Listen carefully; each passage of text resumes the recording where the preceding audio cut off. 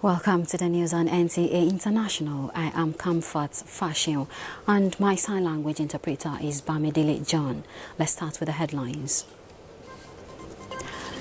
United Nations Security Council renews mandate of peacekeeping force in Central African Republic for 1 year. World Health Organization warns of rising diabetes cases in Africa.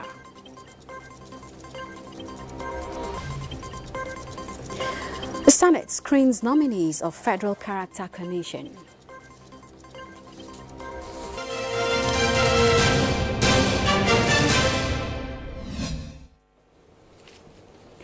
Every November 14th, the world commemorates Diabetes Day. And this year, the World Health Organization is warning that Africa is facing an unprecedented rise in the disease. And Rwandan government opted to build nearly 300 homes for genocide survivors. Francis Odojo tells us more. According to the World Health Organization, WHO, diabetes is a growing crisis in Africa. Currently, an estimated 24 million Africans aged 20 to 79 are living with the disease. This figure is predicted to triple to 60 million by 2050 if current trends persist. This increase threatens to overwhelm healthcare systems as diabetes can lead to serious complications such as heart disease, kidney failure, blindness, nerve damage, and premature death. WHO's official for Africa attributes this surge to rising rates of obesity and inadequate access to preventative care and treatment. The official emphasizes the urgent need for African countries to bolster their health services with sufficient funding and resilience. This will enable them deliver continuous care, from proactive prevention programs to early diagnosis and effective treatment. The official also urged individuals to take personal responsibility for their health by engaging in regular physical activity, adopting healthy eating habits, and taking prescribed medication when necessary. As examples of proactive efforts, Ghana and Uganda are among the African nations integrating diabetes care into their primary healthcare systems. Francis Udojo, NTA News. The United Nations Security Council has renewed the mandate of the peacekeeping force in the Central African Republic for 1 year following the 2026 elections.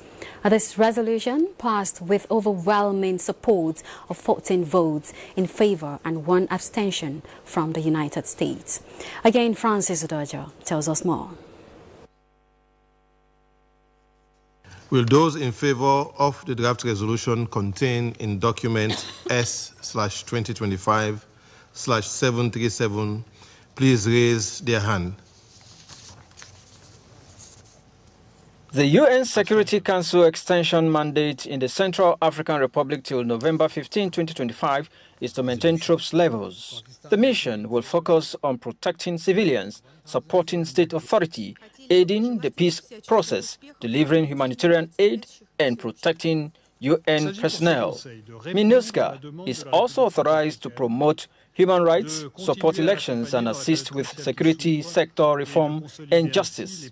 The Council urged respect for the ceasefire and full implementation of the political agreement, encouraging national ownership of the peace process at the local level. Russia criticized references to the International Criminal Court, while China supported the renewal, emphasizing the importance of elections and calling for greater consideration of the Central African Republic's views. Algeria, also speaking for a group of nations, supported the renewal and highlighted the mission's role in peace efforts. The Central African Republic welcomed the renewal, emphasizing the importance of local elections and local procurement by MINUSCA. Francis Udojo, NTA News. Algeria has witnessed more than 22 forest fires across 8 provinces, with the worst in the central Tipaza region. The Algerian Civil Defense said the affected regions were in the east, west and center of the country. Local media reports and videos posted on social media shows people being evacuated from different areas. Strong, hot and dry southern winds in recent days have seen temperatures soar. Reports say the civil defense had the fires under control. Algeria has suffered from droughts for the last 6 months. Last summer, northern Algeria experienced a record heat wave with temperature reaching 48 degrees Celsius. And in 2021, multiple wildfires in Algeria's northern Kabylie region blazed for 8 days and killed 90 people. This year, the country had seen more than 800 fires across 32 provinces, and more than 40,000 hectares of vegetation have been destroyed. Authorities are calling for greater public awareness and stricter control on human activity in forested areas. Ethiopia has been selected to host the 32nd United Nations Climate Change Conference, COP32, in 2027, beating Nigeria in a closely contested bid. Chair of the African Group of Negotiators, Richard Muyenge, who made the confirmation, revealed that the decision followed a meeting where Ethiopia's resubmitted expression of interest was endorsed. The hosting of COP conferences rotate among global regions, with Africa due to take its turn in 2027. Nigeria had earlier expressed interest in hosting COP32 in March, following a visit by Simon Steele, Executive Secretary of the United Nations Framework Convention on Climate Change. During the Second Africa Climate Summit in Ethiopia, Prime Minister Abiy Ahmed announced his nation's readiness to host the event, emphasizing that Ethiopia possesses the capacity, facilities, location and connectivity to stage the major climate summit. So far, Africa has hosted several COPs in the past, including Morocco in 2001 and 2016, Egypt in 2022 and South Africa in 2011, but none in West Africa. And we take you now to Belém, Brazil, where members of the indigenous Munduruku community staged a major protest on day 4 of the COP30 climate summit, blocking the main entrance and preventing delegates from accessing the venue for most of the day. Our correspondent Charles Alpha tried to find out why they are protesting and why they are demanding a direct meeting with Brazil's president, Inácio Lula da Silva. This is what we witness every time at COP. Different civil society organizations, come to, protest one thing or the other, putting their demands, before, leaders who come to witness COP. And what we're witnessing here today is one of those activities. The Munduruku people are here. This protest right now is all about them, and they have blocked the entrance into the COP venue. They have blocked, you see military and the policemen all over the entrance of the venue. They're also guarding the venue, but nobody is entering as I speak right now. And I'm going to be talking to Lincoln. He's one of those who have joined in the protests here, and he's going to be talking to me on the reason why this is happening, what are the problems, and what are the demands. Lincoln, please, please, can you tell us what exactly is happening here? Today, the Munduruku people are in front of Blue Zone to protest because they are very impacted by infrastructure projects in garimpo and mineration, and they don't have a good dialogue with the public statement. And they came to here to demand an emergency meeting with the president of Brazil, Luiz Inácio Lula da Silva, to talk about the problems and to thinking about solutions, because they are very impacted for a lot of business in the territory. The territory is very attacked. They have too many difficulties to protect the nature, and they do this to get a listening. Okay, so how has climate change really impacted the indigenous people?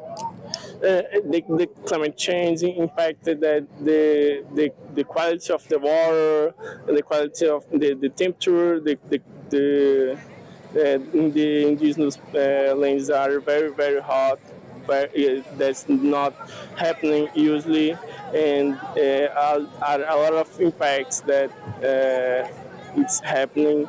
Okay, all right. Thank you very much, Lincoln. So he knows what the problems are. The question I'm asking is, what if, they do not give them the kind of attention they need? What then happens? Will everybody remain outside, and is there not going to be activities, for the rest of today's COP? And we'll be looking forward to how this pans out, and we'll bring you details much more later. Charles, Alpha, NTA News. Moving on, Egypt has expressed readiness to share its expertise in archaeological restoration, digital documentation and museum management with other African nations, particularly Nigeria.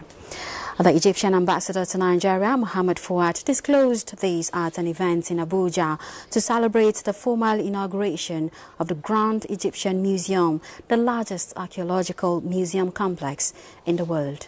Chukwunonso Abueze completes the story. Inaugurated on the 1st of November 2025 in Egypt, thousands of miles away from Nigeria. The Egyptian embassy in Abuja is now bringing closer to its allies in Nigeria the Grand Egyptian Museum, GEM, which houses over 100,000 artifacts that tell the story of Egypt's civilization stretching over 7 millennia, a testament to the country's firm commitment to preserving her ancient heritage while opening a new chapter in its engagement with the world. As we inaugurate the Grand Egyptian Museum, we are not only inviting the world to discover Egypt's story, but also reaffirming our belief that Africa's cultural renaissance must be built on mutual respect and shared pride in our past. From the perspective of Nigeria and as an African, I'm just proud that this thing has happened in my lifetime, in this continent at this time, and we look forward to partnering with you to learn about everything you've done here. Guests cut across the diplomatic corps and the Nigerian community lauded the more than 2 decades of dedication, vision and international collaboration. We work for the betterment of humanity, and I think this is component also of what we really is, and feel that it's need to be highlighted, need to be elevated, and need to bring together people, because for me culture and civilization is also part of peace building. Situated less than 2 kilometers from the Great Pyramid of Khufu, the museum is also a celebration of humanity's common origins and a call to protect the cultural heritage of all nations. Chukwunonso Abueze, NTA News. The High Commission of India, in partnership with Kaduna International Film Festival, have brought together people, and this time, not for politics or headlines, but for something deeper, a film festival, a vibrant celebration of cultural ties between Nigeria and India. The festival was held to foster mutual cultural understanding and to celebrate shared heritage through the universal language of cinema. The reports. Good morning. Good morning. That's not just a greeting. It's the title of a film from India's Anmol Arora, weaving a powerful story of hope and an iron resolve to overcome staggering odds. It follows a young child and his older sister, Rachna, as they strive to make their way in the world alone.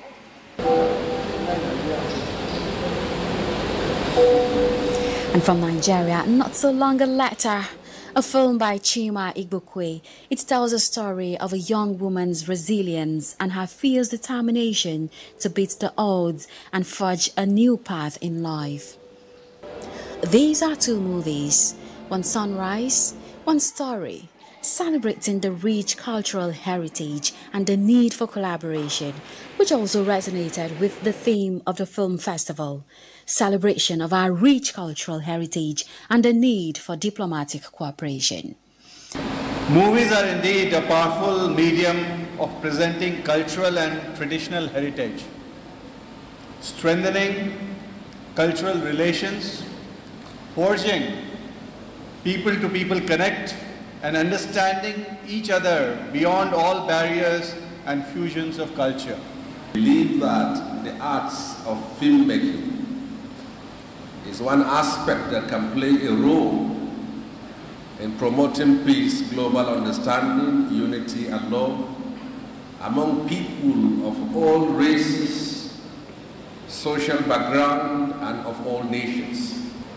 A more vibrant, collaborative, and internationally connected film industry will create more job opportunities across the entire value chain. The event is not just a film festival, it is a bridge built frame by frame through the art of cinema. It is a place where Nigeria and India stand side by side, not a stranger, but asking comfort. You're watching the news on NT International. Let's take a short break. We'll be back. The United States has declared the discontinuation of penny production and its status as legal tender. The coin has been in circulation for 232 years. Musa Babaliu tells us more. The penny, also known as the 1-cent coin, is part of the United States currency with a value of $0.01. The coin has been in existence for the past 232 years, dating back to the Coinage Act of 1792. President Donald Trump's economic policy called for a review of the coin's value and the cost of producing the copper-plated zinc currency. It was discovered that the cost of producing 1 penny was nearly 4 times its value. In February 2025, President Trump ordered Treasury Secretary Scott Bessent to stop making new ones. The Treasury Secretary personally minted the final coin at the Philadelphia Mint, making the official end of general production for the denomination. The penny remains legal tender with an estimated 300 billion coins still in circulation, ensuring availability for everyday transactions. Debates over the penny's viability have persisted for years prior congressional attempts to eliminate its falling short. Musa Baba Aliyu, NTA News. Translating the outcomes of researches in different aspects of agriculture in West Africa into tangible benefits to member states is now a priority for ECOWAS. As experts share their findings under the Research and Innovation Project for Productive, Resilient and Healthy Agro-Pastoral Systems in West Africa, PRISMA, in Abuja, attention is now on encouraging policy makers in the sub-region to take action on the recommendation. Kelvin Ebuonuaye reports. Under the PRISMA project, ECOWAS, along with development partners, have invested millions of dollars in supporting research in different aspects of agriculture, especially livestock development and animal feeds. This forum of experts, development partners and governmental bodies across the sub-region is essentially to present the outcome of those research to those who are supposed to implement them and work out regional collaboration mechanisms to advance ECOWAS food security agenda in member states. For Nigeria, this represents an opportunity to accelerate further the momentum already gained in the livestock value chain and expand into the regional and continental markets. Our ambition is in the next 10 years we want to there is a baseline, a base anticipation of 74 billion and then of course a high expectation of about 94 billion. We believe that if you actually look at the entire value chain of livestock in Nigeria here today, we are far even in excess of it. So we're even trying to recapture, our actual contribution. So it's for us a tall order when you say, okay, this is where you are and you want to double within this time. And if we do that, then we will be able to feed ourselves well. If we're able to feed ourselves well, we'll be able to extend it to other West African regions. The Abuja Dialogue is a furtherance of the earlier meeting in Abidjan, Côte d'Ivoire, where a template for regional agro-pastoral development was laid. In Abuja, Kelvin Ewonwaye, NTA News. President Bola Ahmed Tinubu has renewed the appointment of Brigadier General Muhammad Buba Marwa as the chairman of the National Drug Law Enforcement Agency, NDLEA, for another 5-year term. In a statement by his special advisor on the information and strategy, Bayo Ononuga, the president says the reappointment is a vote of confidence in Marwa's onerous efforts to rid our country of the menace of drug trafficking and drug abuse, urging him not to relent in tracking the merchants of hard drugs out to destroy our people, especially the young ones. Marwa was first appointed by President Muhammadu Buhari in January 2021 after serving as the chairman of the Presidential Advisory Committee for the Elimination of Drug Abuse from 2018 to December 2020. The reappointment means the Adamawa-born former military officer will remain at the helm of the NDLEA until 2031. And the Senate Committee on Federal Character and Intergovernmental Affairs has screened 38 nominees appointed by President Bola Tinubu as chairman and commissioner for the Federal Character Commission, FCC. Mrs. Ayo Omidiran from Osun State is a nominee for the position of chairman of the commission. At the screening exercise, lawmakers asked the appointees to promote fairness, equity and inclusiveness in federal appointments and resource distribution.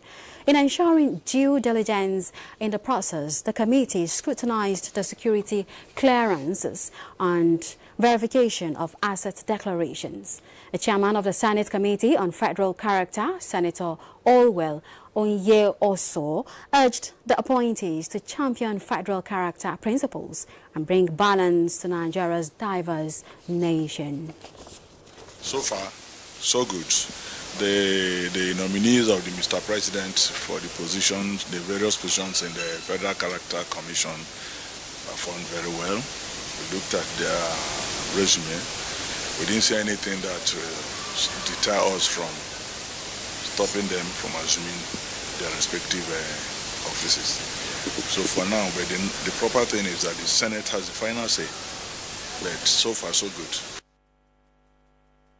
The House of Representatives Committee on University Education continues its oversight in the South-South, cautioning federal universities' management to always follow due process in spending internally generated revenue and recruitment process. National Assembly correspondent Muhammad Rabiu Ali reports that the committee commended compliance in the Federal University of Petroleum Resources, Efurun, Delta State.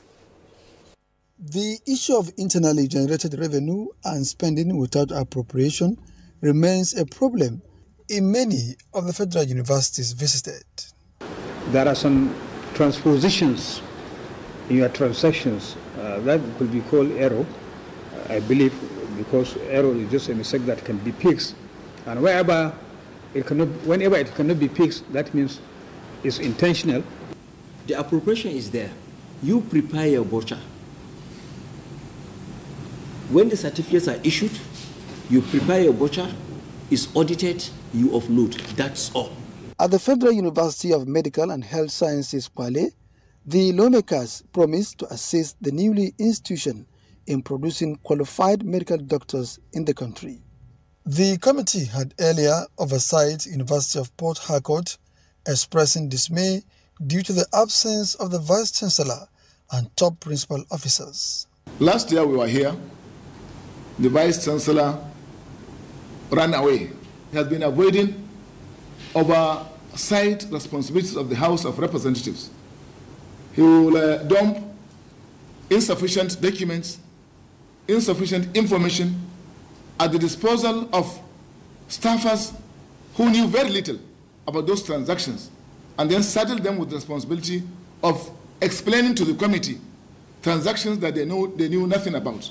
The committee thereafter summoned the management to report to the National Assembly. Muhammad Rabiu Ali, NTA News. All right, we end the news here, but before we go, let's take a quick check on Saturday's weather prospects.